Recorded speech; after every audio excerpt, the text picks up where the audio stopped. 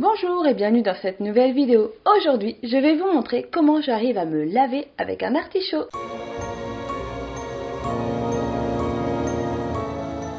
Alors tout de suite, vous avez dû penser que j'étais complètement folle et que je me servais de ce pauvre petit artichaut en tant que fleur de douche peut-être, je ne sais pas, mais ça a dû vous traverser l'esprit quand même. Mais non, je ne vais pas faire de mal à ce petit artichaut, c'est simplement que j'ai trouvé sur le site EcoVerde une marque qui utilise que des légumes pour faire des gels douche et des shampoings. Cette marque c'est Hand on Veggie, c'est donc une marque qui utilise que des légumes, mais des légumes on va dire du terroir, c'est-à-dire des carottes, de l'artichaut, du fenouil, du céleri, des choses qu'on peut trouver partout, en tout cas en Europe. Donc c'est une marque qui est cruelty free et vegan et qui a une certification EcoGA, donc c'est une certification européenne et ils ont le 3e degré le plus haut donc de cette certification, c'est-à-dire la certification organique. C'est une marque qui a la particularité d'utiliser des ferments de légumes, donc ils font fermenter les légumes. Alors là je peux pas vous expliquer en détail le principe ou ce qu'on a exactement dans les ferments, mais voilà, il y a plein de bonnes choses apparemment et c'est super positif pour le corps. Ce qui m'a séduit en premier dans cette marque, c'est bien sûr le packaging. Quand tu as fait des formations de graphiste et que tu vois un packaging avec une petite peinture d'artichaut comme ça dessus, tu es obligé de craquer. Que chaque packaging a donc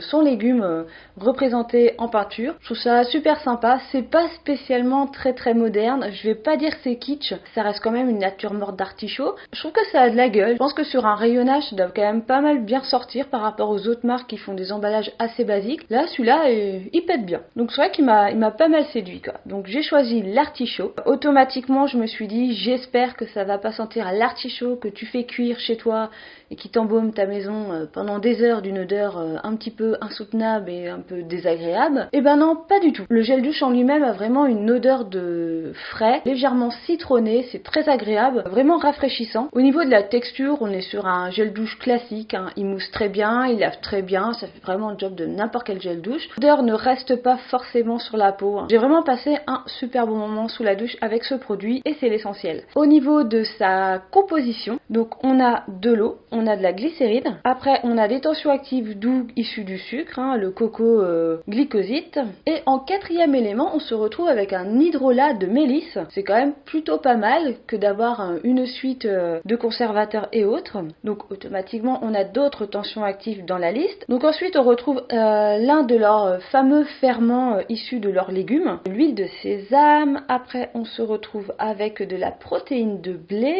Ensuite, on va enfin avoir l'extrait d'artichaut. Donc, il n'arrive pas en première liste, mais il est quand même assez bien placé dans la liste des ingrédients. Des ferments issus du radis. Ensuite, on a des extraits de tusilage, des extraits de fleurs de romarin. On a de l'huile de tournesol. Après, on a des extraits de noix de coco et des extraits de houblon.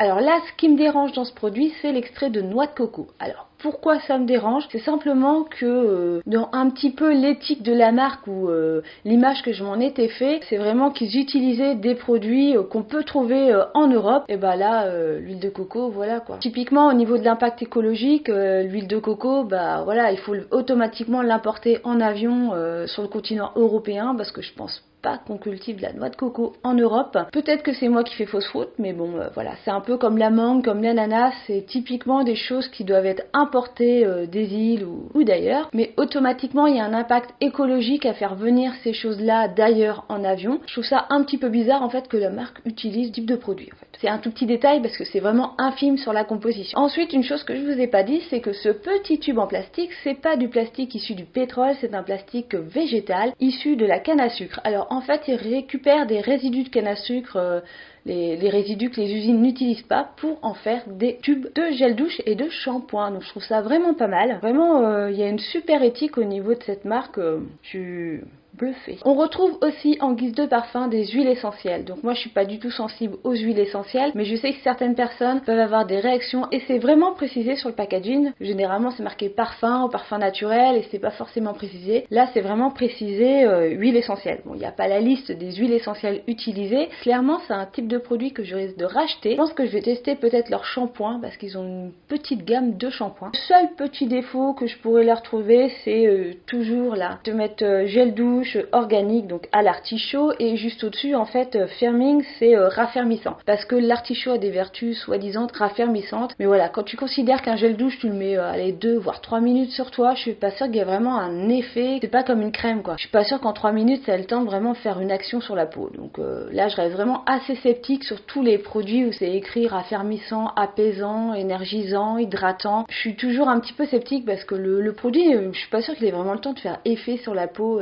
vu le temps qu'il reste dessus. Donc clairement, j'ai adoré celui à l'artichaut et automatiquement, j'en avais acheté un deuxième parce que c'est assez rare que quand je teste une marque, j'achète un seul produit. Et le prochain que je vais tester, c'est carotte et noix de coco. Donc automatiquement, ça casse tout ce que je viens de vous dire avant sur le côté impact environnemental. Et bon, tant pis. Donc celui-ci, on se retrouve avec donc toujours pareil au niveau de la composition, de l'eau, de la glycérine, les tensioactifs doux issus du sucre, blablabla. Mais dans celui-là, on ne se retrouve pas avec de l'hydrolat de mélisse, mais avec de l'eau de fleur d'oranger amère. On a le même ferment de légumes. Ensuite, on a de l'huile de graines de cartame, de l'huile de carotte, et juste après, donc on se retrouve avec de l'huile de coco et avec de l'huile d'ortie, avec des extraits d'ortie, pardon, et quelques autres petits trucs qui sont infimes au niveau de la composition. Dites-moi dans les commentaires si vous avez déjà utilisé ou testé cette marque. Donc je sais pas si ça vous attire particulièrement ce type de produit ou pas, dites-le moi en commentaire. J'espère que cette vidéo vous a plu. Si c'est le cas, n'hésitez pas à laisser un petit pouce en l'air. Moi je vous dis à bientôt dans une prochaine vidéo, mais en attendant, je vais sacrifier ce petit artichaut. Bye bye!